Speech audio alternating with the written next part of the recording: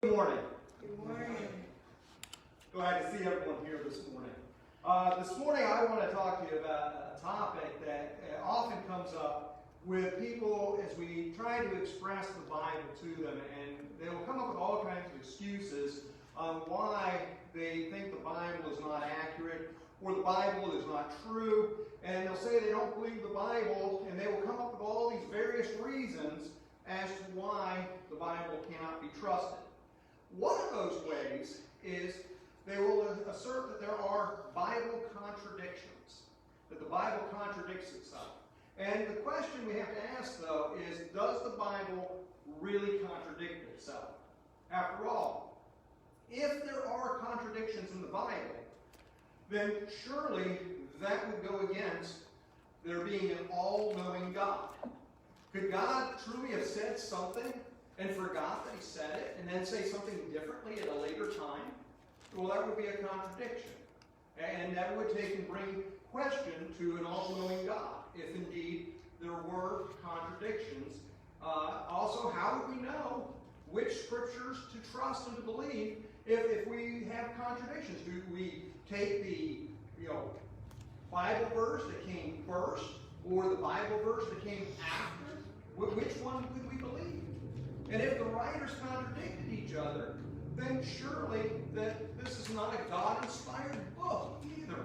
As we read in 2 Timothy 3, verse 16, as the holy men of God were inspired or directed by the Word of God, if it contradicted itself, how could that be?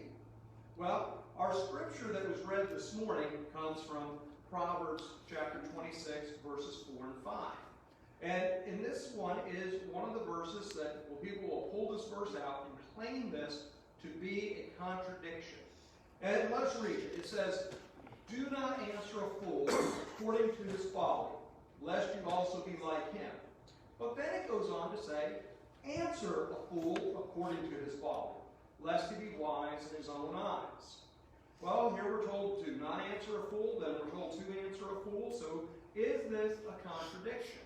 And that this is not a contradiction at all.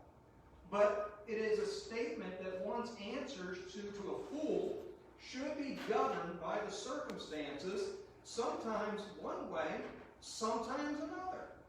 Also, we don't want to argue with someone and be brought down to their level, lest we be like them.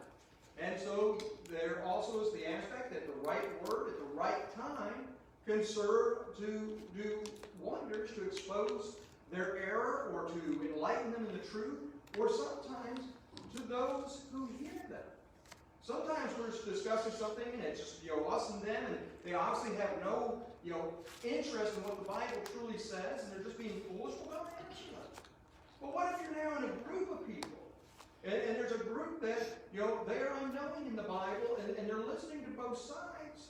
Well, which side, if we let them go on and ramble, well, then there's no defense of the truth presented. One of my instructors, when I was in the Florida School of Preaching, he said sometimes you need to let people be foolish. They're not interested in the truth. Other times you need to correct them so that they do not mislead others. There are those who put a lot of effort in trying to locate supposed Bible contradictions. If you remember, those of you who know me, that was what I did before I became a Christian. I sat down, I was going to look for all the contradictions in the Bible, and I was going to write a book listing all the contradictions. And guess what? Some people make a lot of money doing just that. There's one gentleman by the name of Dennis McKenzie. He is the author of the book, The Encyclopedia of Biblical Errancy. And in that he writes, "Every analyst of the Bible should realize the book is a veritable miasma of contradictions, inconsistencies, inaccuracies, poor science, bad math, inaccurate geography, immoralities, degenerate heroes, false prophecies, boring repetitions, childish superstitions, silly miracles, and dry as dust discourse. But contradictions remain the most obvious, the most potent, the most easily proven, and the most common problem to plague the book. And so what we get out of all that is essentially he says that contradictions are the best reason for not believing in the Bible. Can you believe that? Well, in the past weeks, especially if you've been tuning in on YouTube and Facebook on Wednesday nights, we've looked at some of these supposed problems that Mr. McKenzie stated as reasons not to believe the Bible. And we have shown them not to be so. We have seen that the Bible is not inaccurate. We have seen that where science in the Bible, that it coincides with what man discovered sometimes many centuries later, after the Bible had already said it. We've looked at predictive prophecy. One of those things about the Bible is its predictive nature. I like the degenerate heroes myself. When we look to the Bible, Mr. McKenzie fails to realize that God used real people. Real people are fallible, and they sometimes are degenerate. And so God uses real people. I find that to make the Bible more believable. I find that to give more hope to those of us that we don't need to feel as though, well, I can never achieve the level of perfection and righteousness that God calls me to. I remember one time talking to somebody and inviting them to worship services, and they said they felt uncomfortable coming to be around all those righteous people. That'd be like saying, I don't like going to the hospital because of all the sick people. We see it's a contradiction in that we think that there is some different level that we can't achieve, but we see that these imperfections, God still used them. And I'm not sure how raising somebody from the dead or healing them from their infirmities is silly.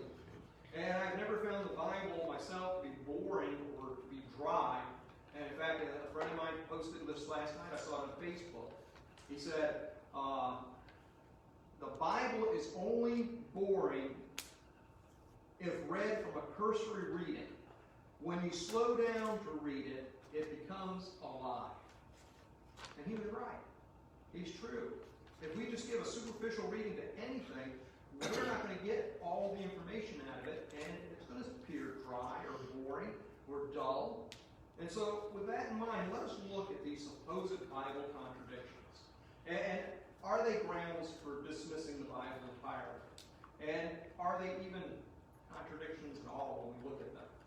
Well, so the first thing we have to ask ourselves is, what is a contradiction?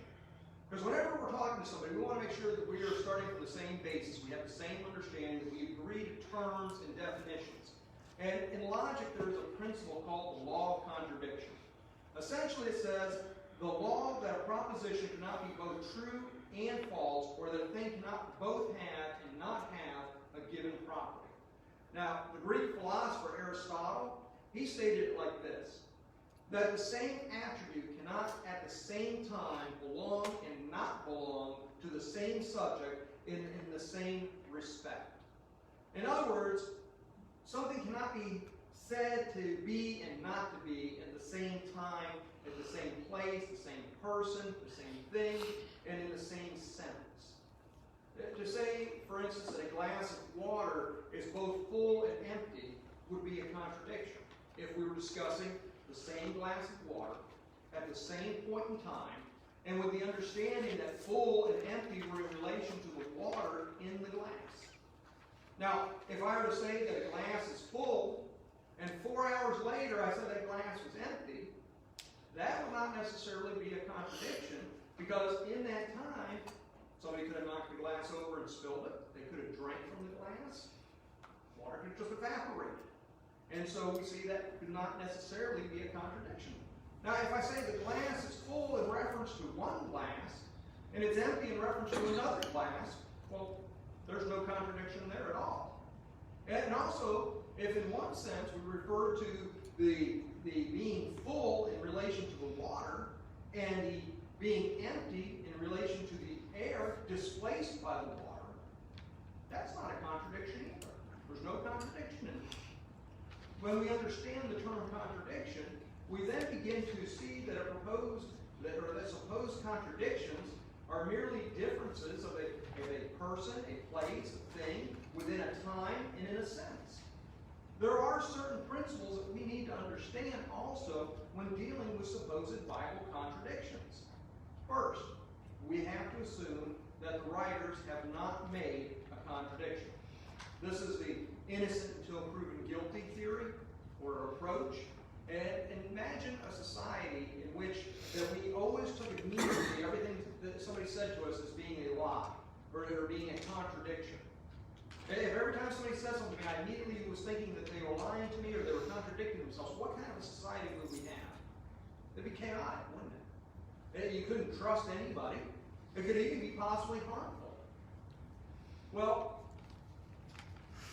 the idea of innocent until proven guilty, it's a common one to us. In fact, our legal system is based on it. Innocent. So you ever watch comics? When kids and I like to watch live TV, you know, and they always have that disclaimer in the beginning: all suspects are innocent until proven guilty in a court of law. So you're watching cops, you're watching live TV. You know, they got the guy, they catch him red-handed, basically. Come on, we all know he's guilty, right? But see, we do have this thing in our nation: innocent until proven guilty. In the same aspect, we got to look at the Bible. And it's amazing when we take these things that we normally accept in life, but somehow when we come to the Bible, they don't apply. We just throw it out. Have you ever told somebody you were going home? You're leaving work? No, I'm going home.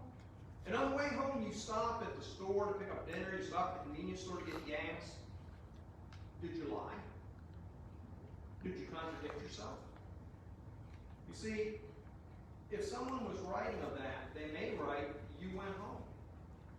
Somebody else writing may write, you know, or you stopped at the store and then went home. Is there a contradiction in that? Is either of those statements really inaccurate? You did go home. That you stopped on the way to the store because for some reason you remembered you needed to pick up dinner, you needed to get gas. Did you contradict or lie when you told somebody you were going home? You were still on your way home, were you not? Now, we generally give people the benefit of the doubt and that they are being truthful until it can be shown that they have contradicted or lied. When we read a historical document, we give it the same consideration, don't we? Remember last week when we talked about all those copies of Homer's Iliad, we talked about Caesar's history of wars, and remember how we looked at how few manuscripts there were, but how people took those to be accurate and true.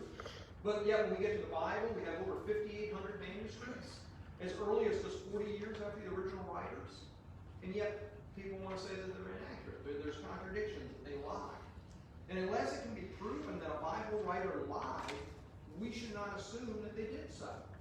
No contradiction must be assumed unless all attempts at harmonizing it fail. So, in attempting to harmonize supposed contradictions, next we need to consider if other possibilities exist, like going home and stopping at the store. Eric Lyons, in discussing this in an article he wrote called Dealing Fairly with Alleged Bible Contradictions, he uses the example of an employee taking $20 out of the petty cash box. You're at work, maybe you have work in retail or some type of similar work. You have a petty cash box. You see an employee go to the petty cash box, they take $20 out. Do we immediately assume that that person is a thief? That they have stolen the money? What if they had permission from the boss to use that money to go purchase something? What if they did purchase something and the boss gave them permission to reimburse themselves? You see, there's other possibilities. And so we don't immediately assume that they have stolen. And since we have looked at the innocent until proven guilty method, we must also take into account there are other possibilities that may exist, that may provide a legitimate answer without jumping to the conclusion that a contradiction exists. Well, one of the things we have to take into consideration is what is called context. We need to understand that context is essential. When we look to context, it is essential in determining what someone is speaking about at the time they were speaking it. Well, many of you know I conduct private Bible studies. I do one-on-one Bible studies. I do Bible studies through the internet. And as a Christian, that is my responsibility. Matthew 28, 19, and 20, that commissions all Christians to be sharing the gospel in some way. It's not just Darren's job, it's just not John's job, it's not just the elder's job, it's not the minister's job, it's all of our job. Now, if I was speaking to you here today, and I was to say, I have a captive audience, versus when I was doing jail ministry and I was in a room with some inmates and I was to say I have a captive audience, would we understand the context of those two different situations? Obviously, in one, this setting means I have your attention, except for maybe the children. But in the jail, when I said I had a captive audience, I was being quite literal. And I'll tell you that joke is not to overwhelm the jail either. In day-to-day life, both Christians and skeptics understand the importance of context in determining what someone is saying. We understand. But again, when we get to the Bible, for some reason, these basic understandings just go out the window. And they can't be what it means. Did I really mean that? Out the window? Did I literally throw something out the window just now?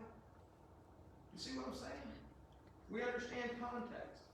And in the day of life, Christians and skeptics, we understand. Imagine the result of somebody taking everything literally. Like what I said, throwing it out the window. Can you imagine somebody taking that literally and actually taking and throwing something out the window? Or you tell somebody, get out of here. They actually get up and leave. When all I was doing, I was expressing a shock or a disbelief over maybe something said or done. So we have to understand context, and we also have to understand expressions within the context. And these principles, the additional information, is not necessarily a contradiction. In our example of the person who's going home.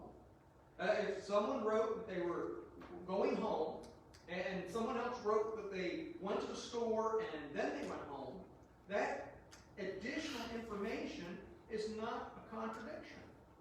And many times, critics use this as an example of a Bible contradiction. The Gospels are a very good example of that. We have 4 accounts of the Gospel. There's not 4 Gospels. There's 4 accounts of the Gospel. Each one is written for a particular audience at a particular time.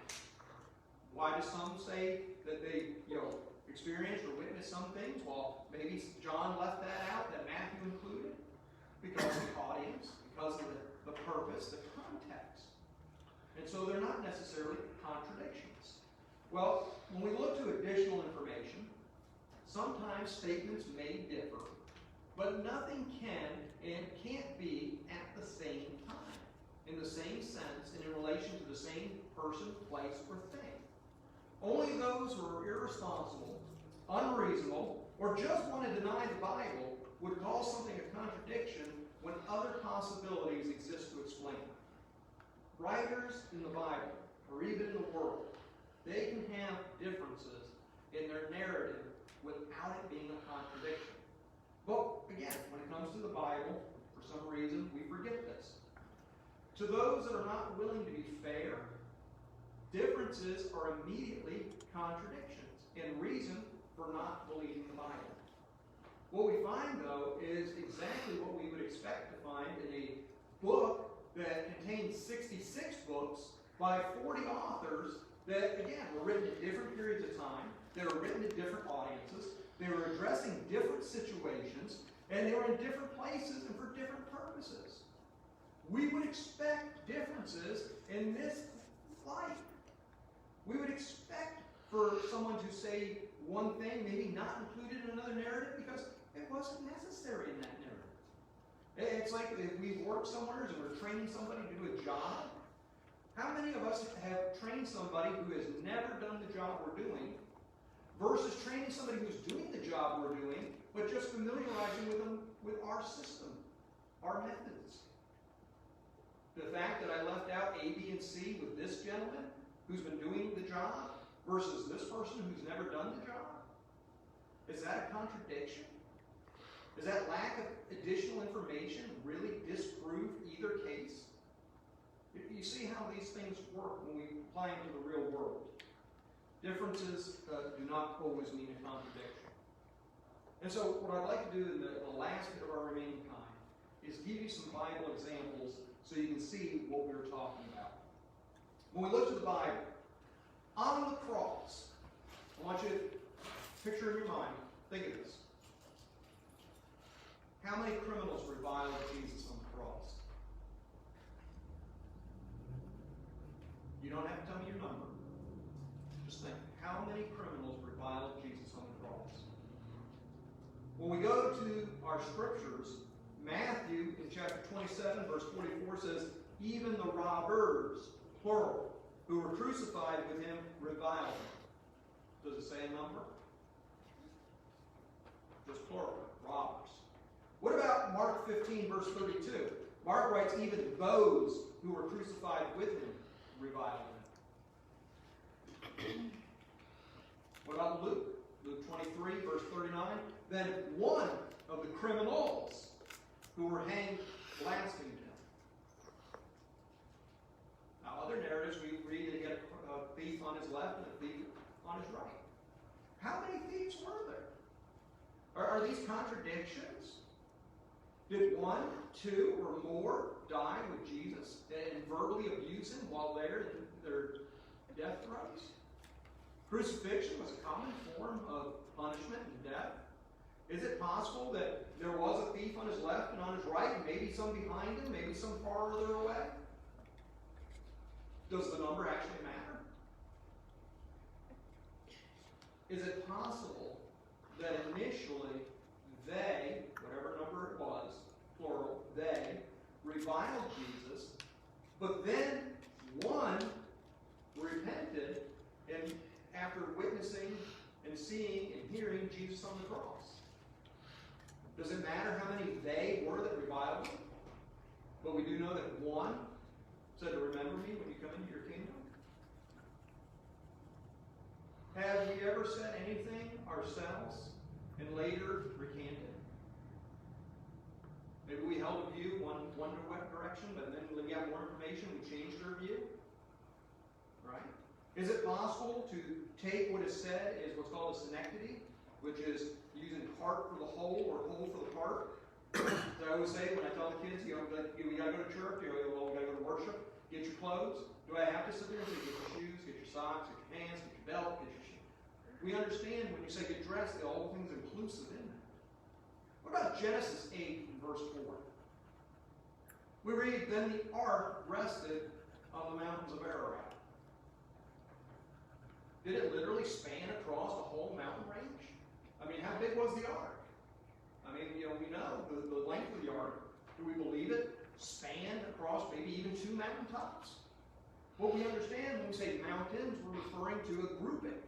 Doesn't necessarily mean that the ark spread across 5, 6 mountains. Would it be a contradiction then to say that it was resting on the mountains of Ararat? Can you imagine if we took that to be quite literal and not understanding context and expressions? And yet this is what the skeptic does. Oh, how could the ark spread across 5 mountains? How could it go across a whole range? And so we see, when we look back here to Matthew and Mark and the thieves on the cross, could it be that maybe they were focused on a category of the people that reviled Jesus and not the actual number? You see how additional information and other possibilities start to play into understanding what we're reading, what we're understanding here? We see that Matthew mentions those who passed by blasphemed him. Matthew 27, verse 39. We see that it wasn't just robbers. It was those who passed by him. Do we assume everybody that passed by was a robber? We don't have that information, do we? What about verse 44 saying, even the robbers, plural, who were crucified with him, reviled him with the same thing? So we see that there's this group that passed by him, and then there's this group of robbers. So we have these categories. But what about the soldiers in verse 27? The scribes and elders and chief priests in verse 41. So we see that there were various categories of people who were reviling him. So like when we say the ark rested on the mountains, it doesn't literally need to be a number of mountains. And when it says the robbers reviled him, it doesn't necessarily mean you don't need to be 2, 3, 4. We see that these things, when we look at, we don't need to get so caught up in the exact number of things and to say, well, that's a contradiction. How many robbers were there? That's not a contradiction. We need to only show that there are other possibilities that said supposed contradictions are not really contradictions. And without more information, it cannot be determined which is correct. And we see there are other possibilities. They exist without necessity being a contradiction. And this is an example, again, of other possibilities existing, and the critic has the burden of proving that there is a contradiction. The Bible doesn't need to prove that there's not a contradiction. The skeptic needs to prove that there is. What about when God created the heavens and the earth and the world and everything in it? Genesis 1, verse 31, after creating everything, it says, "Then God saw everything that he had made, and indeed it was very good." As we read through the Genesis count, it says that on each day he created and it was good, but when we get to the end, it said it was very good. But then the critic, the skeptic, they'll jump ahead and they'll say, well, how could it be that in Genesis 6:6, it says that God was sorry that he had made man on the earth and he was grieved in his heart? How could everything be very good and God be satisfied and then God be grieved because man was wicked? Man was wicked, obviously everything wasn't very good. And so the skeptic says this is a contradiction. However, could God be satisfied with his creation in Genesis 1:31 and at one time? And then at a later time, in Genesis 6:6, he'd be grieved by his creation. Is that a possibility? When we look to this, again, we have to relate things to time and place and person. In Genesis 1, verse 31, and then we go to Genesis 6, verse 6, do you know that about 1,000 years have passed? In the beginning, at creation, God was pleased with all that he had created. Over 1,000 years later, God saw the wickedness of man was great in the earth, and that every intent of the thoughts of his heart was only evil continually. Genesis 6, verse 5. And then in Genesis 6, verse 6, he was sorry that he had made the earth, man on the earth, and he was grieved. There's no contradiction there because we're talking about different times. There is a time span. Can you be joyous this minute and an hour from now be sorrowful? So we understand that is a possibility. And there's no contradiction. To sit there and say, Miss Beverly is joyful, and somebody see her an hour from now, I saw her crying. You told me she was joyous. But something happened in between the time that I saw her joyous and the time she was crying. We accept that in life. So why, when we turn to the Bible, is that same consideration not given?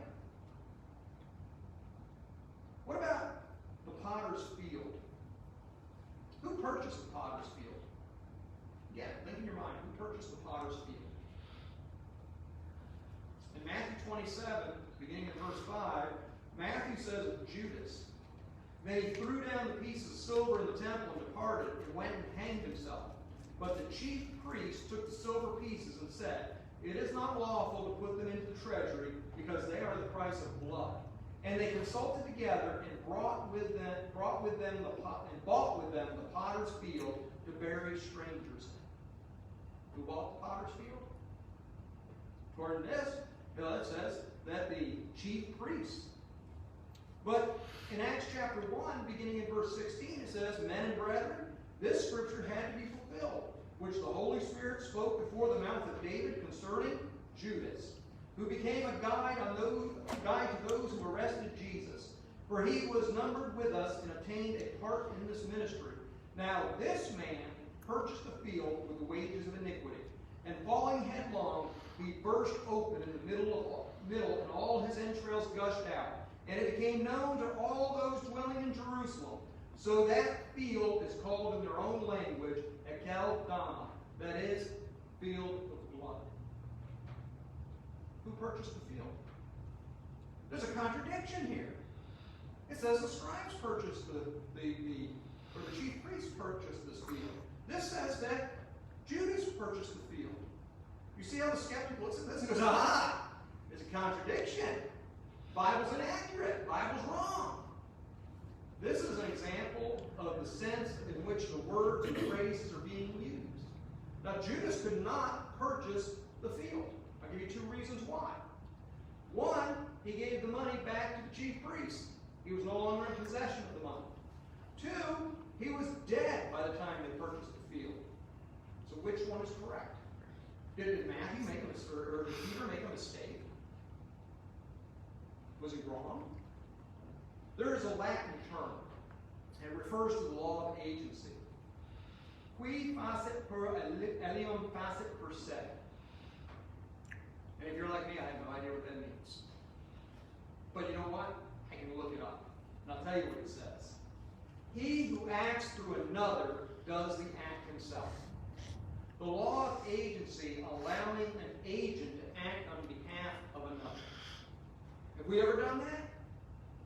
Have somebody act on our behalf? In this sense, Judas could not have, or Judas did not actually have to purchase the field himself. All he did was provide the means in which to purchase the field. And in this understanding, we then see that the chief priests could purchase the field with the money they obtained from Judas. And in this sense, we can say equally that the chief priests purchased the field and Judas purchased the field. And there's no contradiction. The language like this, it's understood in everyday life. Those of us that work in business, we work with other people. We understand this. If we were to say our boss bought us lunch today, boss bought lunch for the whole office today.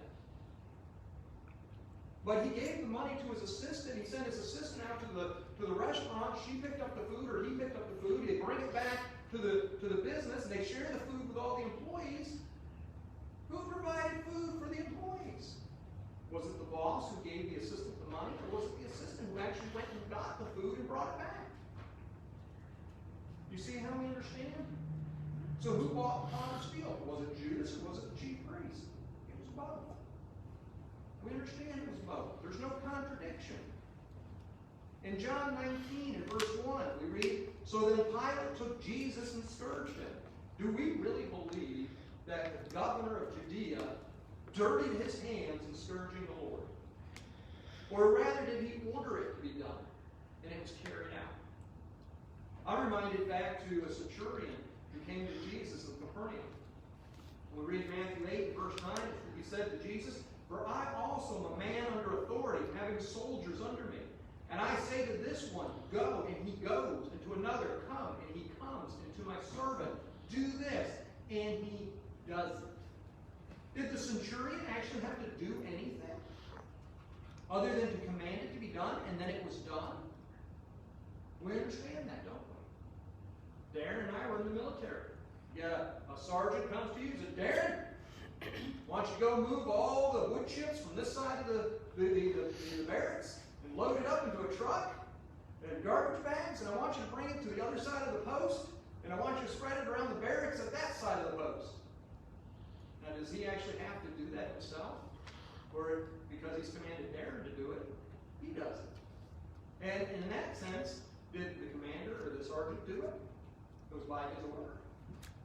And if you think that's crazy, I kid you not, in basic training, we did exactly that. We loaded up all the wood chips around our barracks on one Saturday, and we got over to this other barracks and found out that all their wood chips had been scraped up. We spread our wood chips around. We came back to our barracks, and we had new wood chips at our barracks. I don't know where they came from. The Army does not like to have you sit around idly. God doesn't like us to be idle either. So, the next time someone says that they don't believe the Bible because it's full of contradictions, hopefully now you're better equipped to handle that question. Remember, sometimes people don't really want the answer. They just want to start an argument. That's why Proverbs 26, verses 4 and 5 says, "Do not answer a fool according to his folly, lest you also be like him. Answer a fool according to his folly, lest he be wise in his own eyes." Choose your battles. Some people are they're just not knowing. They just repeat the things they've heard without actually having ever studied the Bible. And these can actually be opportunities for us. They can be opportunities for us to share the Word. And so we don't want to be too quick to dismiss the fool, but we need to be aware that some are not sincere, but there are some that are curious. And we're always to be ready to give a defense. 1 Peter 3, verse 15. So be ready. Study the Word. Be familiar with it. And you'll understand there are no contradictions. There are no inaccuracies. And so I hope that this study has helped us to see that the Bible is the Word of God. There are no inconsistencies. There are no inaccuracies. There is no poor science. There is no bad math. Geography is accurate. It has morals. It has true-to-life heroes. It has fulfilled prophecy. It's not boring. And despite the claims that it has a miasma of contradictions, we see that no contradictions exist when we apply basic logic and principles. Something, someone, someplace cannot both be and not be in the same time and in the same sentence. This morning, if you are not a New Testament Christian, you can rest assured that the Bible that you're looking at or that somebody is studying with you from, it's true. It's accurate. And it tells us what we need to do to be saved. God has called us to hear the Word, to hear the gospel that has been given, the death, burial, and resurrection of Jesus the Christ. His resurrection from the dead, proving, one, that he is the Christ, but two, that there is a resurrection for all. And if we believe that, he calls for us to repent. That it's a change of life based on a change of our attitude, our mind. It's not just a turning away from the ways of the world and sin, it's a turning to God and being obedient. And he calls us to make a confession that we believe Jesus is the Christ. It's the confession we see really on the day of Pentecost. When the people were cut in their hearts after hearing that they had just crucified the Savior, and they asked, what do we need to do? They were confessing, we believe what you just preached. We believe that Jesus is the Christ. Later, in Acts, we see the Ethiopian, Acts chapter 8. Here's water. What hinders me from being baptized? And Philip tells him, if you believe with all your heart, you may. Well, believe what? He says, I believe that Jesus is the Christ, the Son of the living God. And having done that, we notice that they went down into the water. God calls us to be baptized, to be buried in water. And it's here where, according to Romans chapter 6, we're united in Christ. We're united in his death. We're raised to newness of life. Acts 22, verse 16, is where Saul had his sins washed away. And having done that, he calls us to a life of faithfulness. He tells us, be thou faithful unto death, and I will give you the crown of life. Revelation 2, verse 10. And so those of us who have heard the word and believed it, what are we doing with it? Are we obeying the gospel? Have we been baptized? Are we living a life of faithfulness? If we've done that, but that faithfulness has faded from us, we need to come back. We need to recommit ourselves. Do all that the Lord has called us to do. And we do it because it's what's right. We do it out of love for what he's done for us. And the amazing thing is there's a reward. Not that we do it for the reward, but for the love. But the reward is that he has promised us a home in heaven, an eternal life. It's a pretty good deal to me. Don't do that which is evil, wicked, bad, contrary to my general well-being. Treat others fairly. See, it's a win-win. Well, until we come to that realization in our mind and we commit ourselves to it, nobody can do that for you. That's something you have to do for yourself. We can take and guide you in the Word. We can show you what the Scripture said. We can lead you in the direction that you should go through the Word. Not anything of us. And don't get that mistake. Not anything of us. Paul clearly said in Romans 1:16, it's the gospel that is the power of salvation. We simply can steer you toward it, just like the Ethiopian was steered toward the gospel by the Philip. And you have to make the decision yourself. You have to make the decision to stick with it. It's like anything in life. You never get better at it and you give up.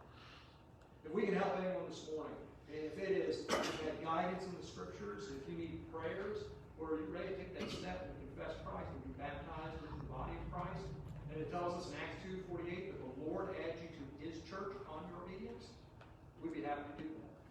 We offer you the invitation. If you have a need, we invite you to come forward at this time.